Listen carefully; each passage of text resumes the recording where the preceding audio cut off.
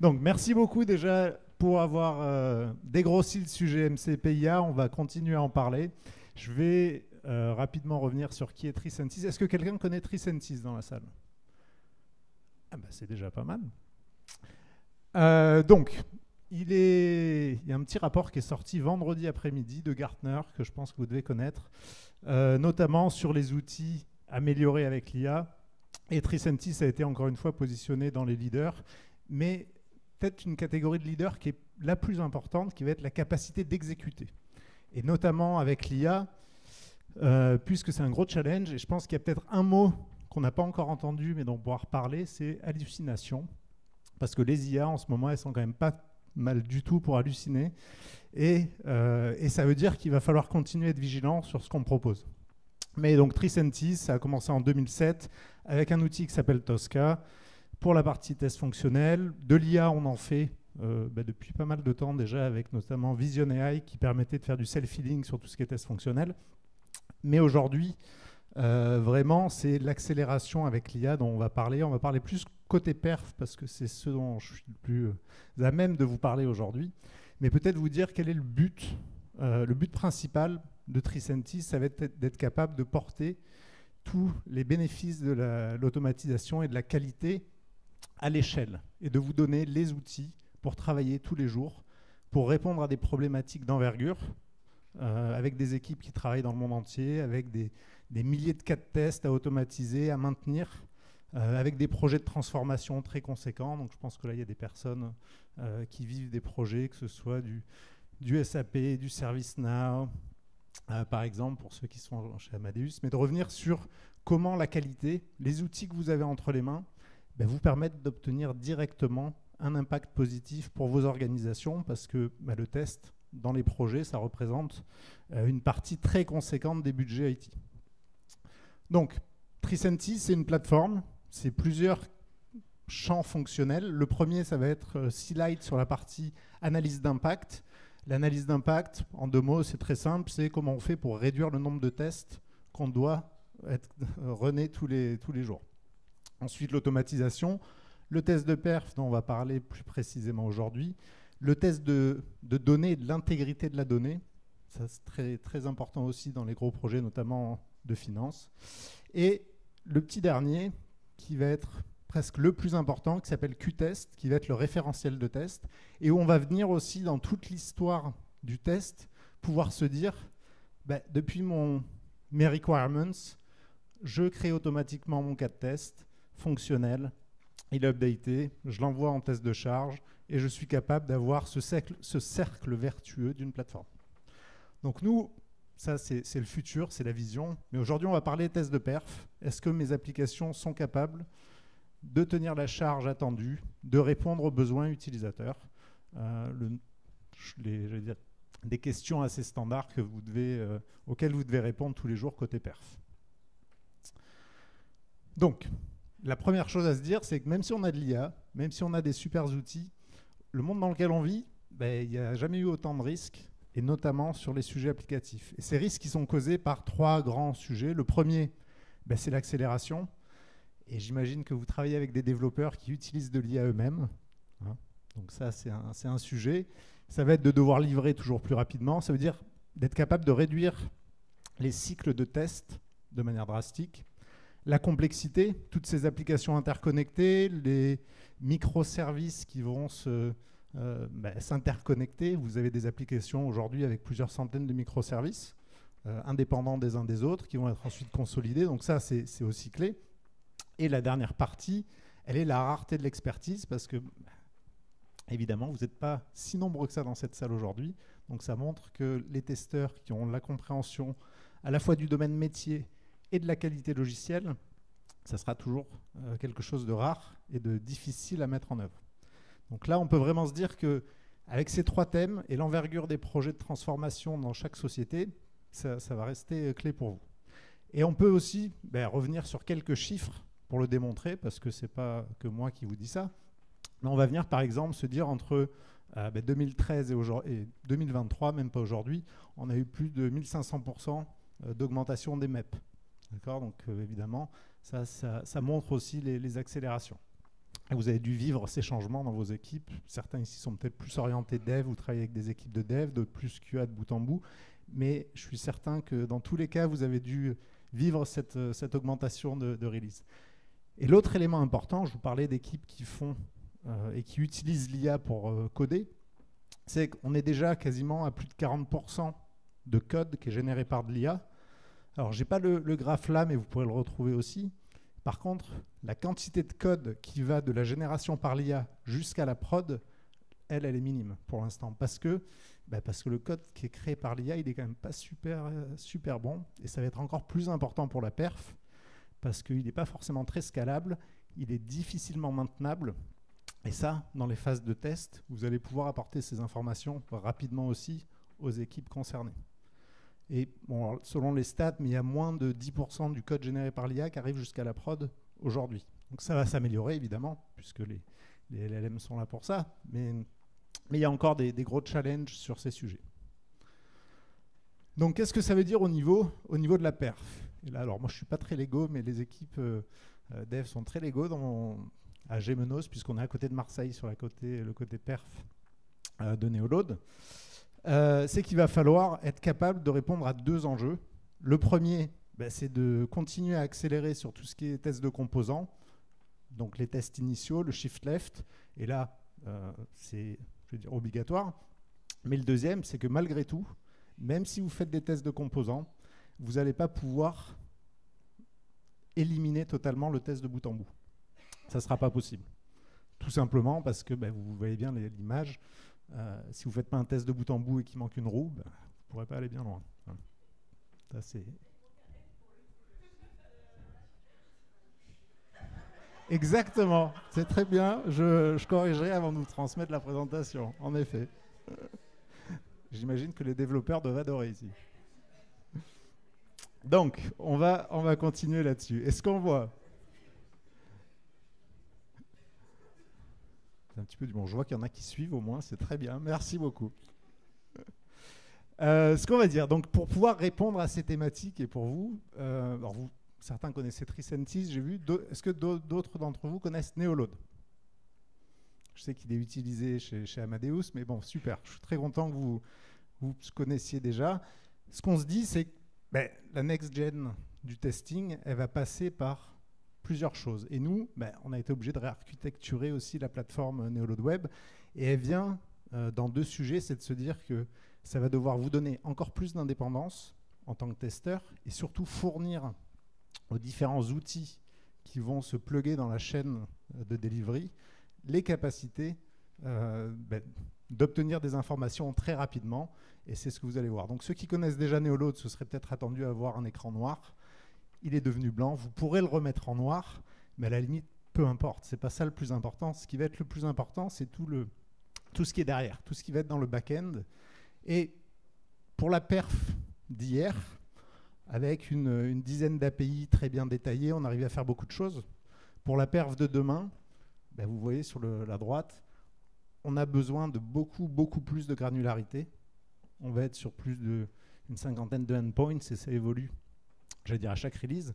Et pourquoi on a besoin de cette granularité? Parce que justement, on va commencer à utiliser d'autres outils pour se connecter, pour exécuter des actions et pour obtenir des résultats sans hallucination, ou avec le moins possible, parce que c'est ça qui vous fera gagner du temps. Donc, la première étape de notre côté intelligence artificielle Neoload perf, elle a été sur ce qu'on appelle l'analyse augmentée. J'espère qu'il n'y a pas trop de fautes d'orthographe cette fois-ci. Et on va vraiment être sur... alors là, c'est du machine learning, c'est des modèles mathématiques un petit peu plus anciens, non supervisés, donc pas de soucis de sécurité ou d'implémentation, avec les grandes thématiques sécurité qui ont pu être évoquées tout à l'heure. Et ça va nous permettre d'aller analyser certaines des métriques les plus importantes. Et là, si tout va bien, ça devrait bouger, voilà. J'ai fait comme vous pour les vidéos, je préfère, je ne suis pas capable de revenir dessus. On va arriver sur la page d'accueil donc là, de Neoload Web, assez simplement, et on va aller vraiment vérifier 3 métriques qui sont reconnues comme des métriques sur lesquelles on peut baser un modèle mathématique complexe, les métriques RAID.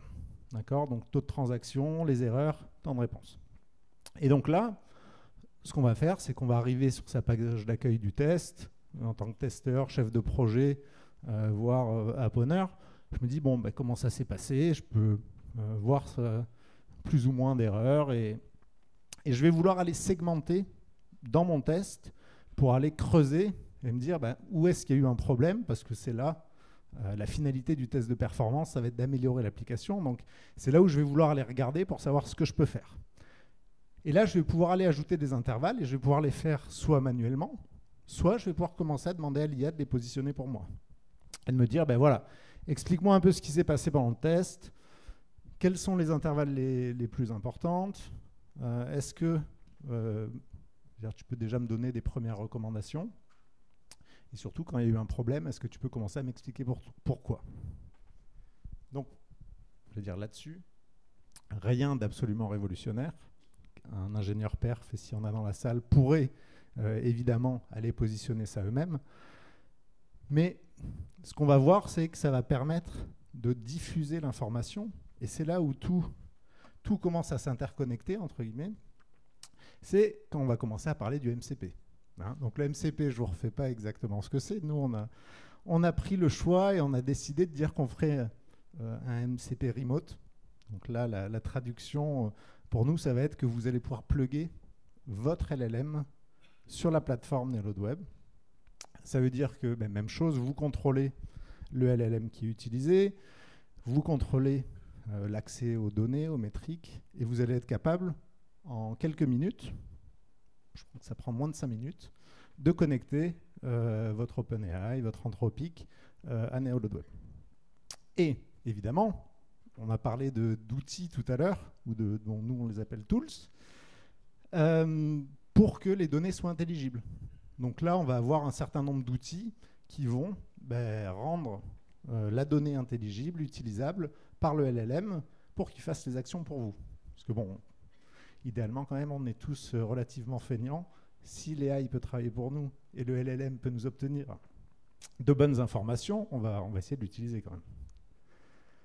Donc là, pour le sujet de la performance, on va vraiment travailler sur les cas fonctionnels et les cas d'utilisation principaux. Comment je gère mes tests, comment je les configure, je les exécute, et ensuite comment je vais aller faire une analyse et l'intégrer dans mes automates de test. Et pour chacun de ces pans fonctionnels, on va avoir des outils qui vont permettre au LLM de travailler et de comprendre ce qu'il doit faire. Donc là, au printemps, il y avait 8 outils qui vous permettaient de faire des actions, relativement basiques pour obtenir ces informations. Donc là, peut-être un autre élément important dont on n'a pas parlé, ça veut dire que ça va quand même changer un petit peu le travail du testeur. Et il y a certaines formations, puisque là, il y a des professionnels qui étaient là aussi avant, mais des formations sur comment faire des prompts efficaces, comment vérifier que le LLM hallucine pas, ça va être des sujets importants. Et en tant que fournisseur de technologie, nous, on se doit de vous fournir les prompts qui sont les plus optimisés, qui travaillent le mieux, pour que, quand vous faites un prompt, vous ayez évidemment l'action correspondante et le résultat que vous attendez. Et aujourd'hui, donc ça c'était en fin de printemps, avant l'été, aujourd'hui si vous allez demander à votre chat favori, alors ça va être Claude ou ça va en être un autre, mais est-ce que tu peux me dire qu'est-ce qu'on fait aujourd'hui et combien j'ai de tools? J'en ai plus de 8, j'en ai plus d'une trentaine, et qui vont être capables d'adresser chacun des principes, des champs fonctionnels principaux pour réaliser les actions que vous devez faire. Donc là, on va arriver sur tous ces sujets.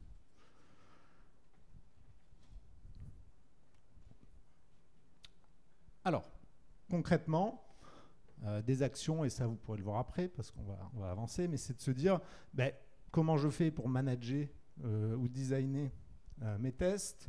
Est-ce que je peux obtenir des informations simples sur des scénarios à exécuter, des scénarios qui auraient été mis à jour? Pourquoi pas le lier à un commit qui aurait été fait dans Git ou à une exigence déjà aujourd'hui, si ces autres outils ont déjà des MCP. D'accord ? Donc, on va voir un cas d'utilisation qui est quand même l'un des cas les plus difficiles au niveau du test de performance, qui est la partie analyse et rapport. D'accord ? Aujourd'hui, pour apporter de la valeur au projet, pour être efficace rapidement, c'est faire en sorte que les informations soient disponibles et remontent. D'accord ? Donc là, aujourd'hui, nous, on va vous dire, voilà, pour une phase d'analyse standard, on va vous recommander déjà d'aller sur la première étape qui va être de faire une analyse des erreurs. Dans l'analyse des erreurs, tu vérifies ça, ça, ça et ça. Ensuite, tu vas regarder quand même toutes les requêtes qui ont posé problème. Tu vas pouvoir commencer à me trier ces requêtes par ordre de pertinence. Tu vas ensuite appliquer le machine learning et l'algo pour trouver les intervalles qui ont posé problème et commencer à me donner des recommandations. Tu vas faire une comparaison et tu vas ensuite me préparer le rapport pour mon chef ou pour l'application owner en mettant en exergue peut-être les différents points qui vont l'intéresser. Et je peux même imaginer avoir 2 rapports différents, un pour le CTO ou le DSI, un pour le business et un pour mon tech lead, avec des éléments différents. Et là, on se rend compte que l'importance, c'est d'avoir toutes les informations disponibles, de les avoir de manière ordonnée pour pouvoir faire ça. Donc là, on revient un peu sur ce même sujet. On va retrouver notre LLM. On va lui dire de faire justement cette analyse.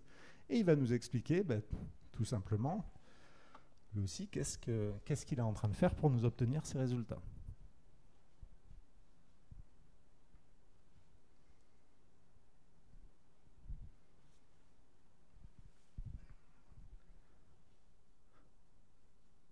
Ce qui a l'air sympa quand même avec les LLM, c'est qu'ils parlent avec nous, ils nous disent ce qu'ils sont en train de faire.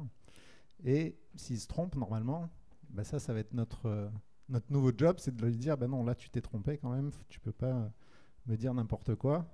Je comprends ce que tu es en train de faire puisque tu me le dis, et je vois que c'est pas optimum.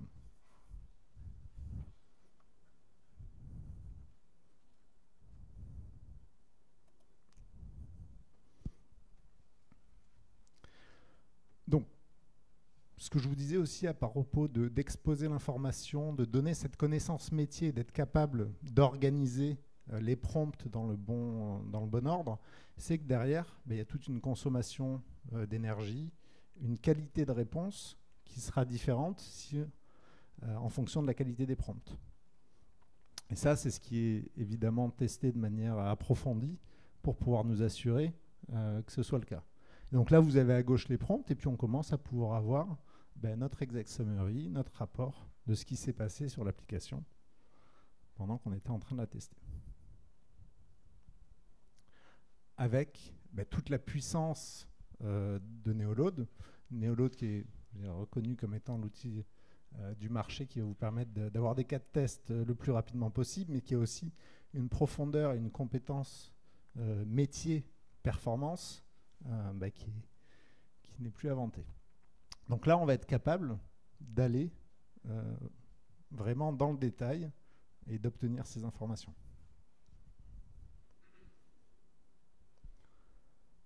On va pouvoir également ajouter toutes les notions de SLA, de breach, selon comment elles ont été définies. Et toute cette partie-là, j'allais dire, dans vos requirements, c'est vous qui allez l'inclure dans vos tests.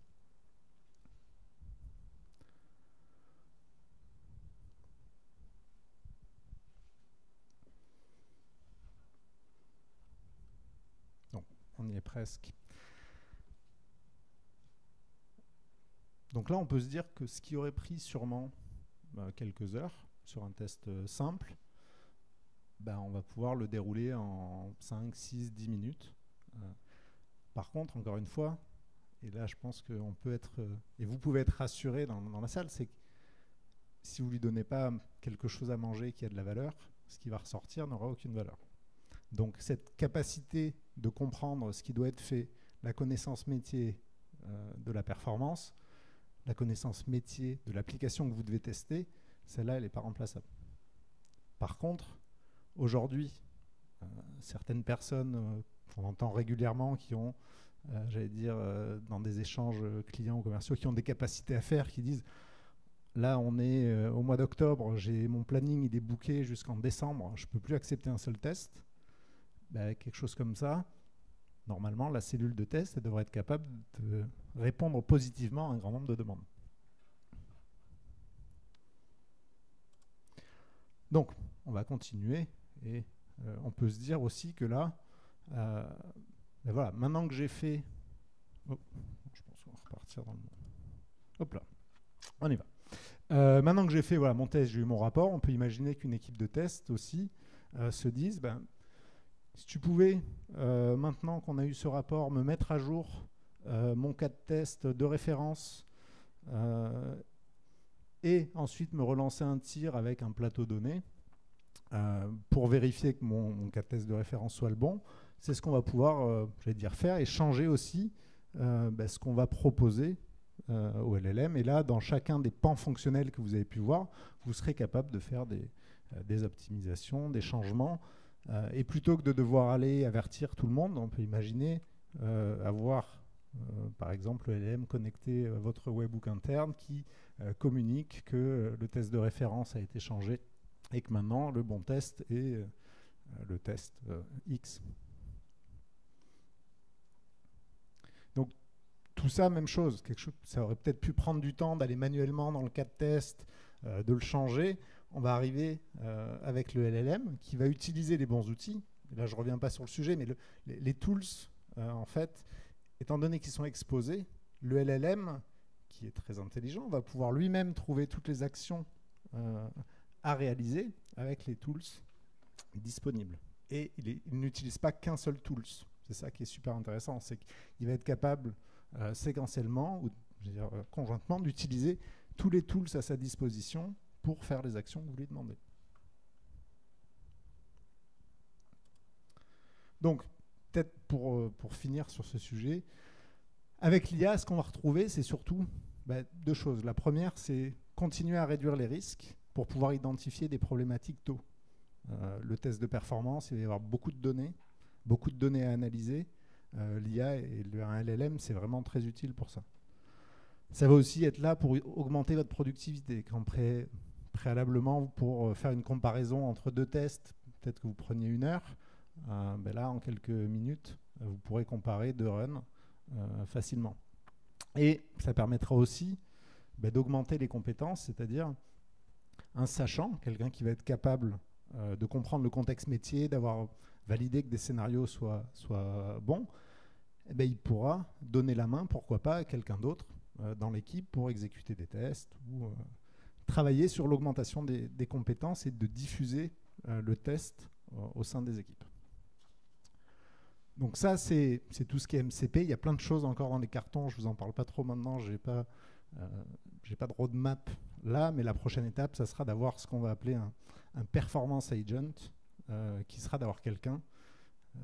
non, un agent, non. Ça sera un agent qui, lui, aura cette connaissance infuse pour pouvoir vous proposer la création d'un scénario automatique, la variabilisation, pour pouvoir ensuite aller à l'exécution. Donc voilà les nouveautés côté Neoload, côté Tricentis. Et si vous avez des questions, on peut passer aux questions.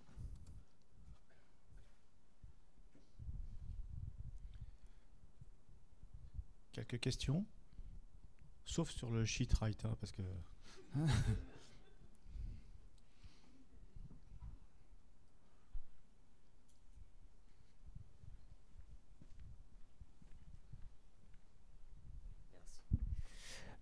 Sur la partie IA avec Claude, est-ce qu'on peut lui raconter n'importe quoi ou on va pouvoir cadrer aussi ce qu'on va lui demander? Parce que si on rate un prompt, par exemple, sur l'envoi de données... On peut lui donner plus de contexte. J'allais dire déjà, les bonnes pratiques, ça serait de lui donner à manger la documentation et les éléments de contexte.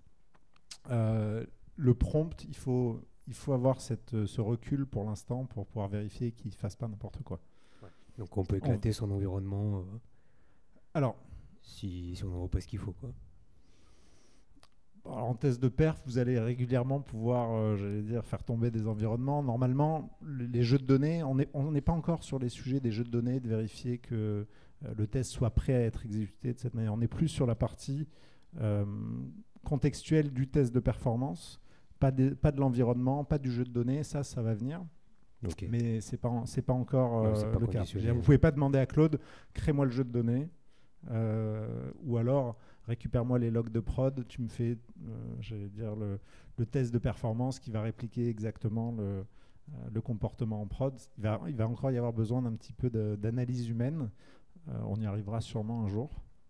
À Oui. quelle échéance c'est assez complexe. Il y a des sujets complexes aussi en termes de consommation. Donc on a parlé de tokens tout à l'heure. Pour nous, les tokens, c'est plutôt la consommation que vous devrez payer aux fournisseurs de LLM parce que ça a un coût. Donc il faut être capable d'avoir quelque chose qui est optimisé pour que ça soit évidemment économiquement viable. Et quand on parle de développement durable aussi, que ça ne consomme pas plus d'IA que nécessaire. Merci.